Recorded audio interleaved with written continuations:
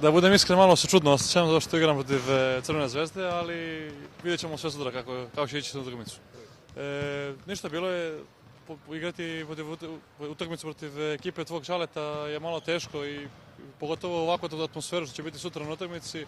Za moju ekipu i za mene je najbitnije dobiti utakmicu zato što je utakmica Evrolige. Već smo izgubili jednu utakmicu u Ljetovu Zritasu što nismo trebali, tako da daćemo sve sutra na utakmici. Pa da budem 100% iskren, ne znam šta da očekujem sutra. Nešto mi je, da budem iskren, čudno i prvi put tako nešto se osjećam, ali mislim da će biti takva atmosfera sutra da je jedan veliki spektakl za košarku i za Crvenu zvezdu i za Panathinaikos. Dobro, ja mislim da je mnogo bitna utakmica za Zvezdu zato što je druga utakmica što igraš kod kuće. Mislim da Zvezda hoće da dobije naravno utakmicu i to ćemo i mi.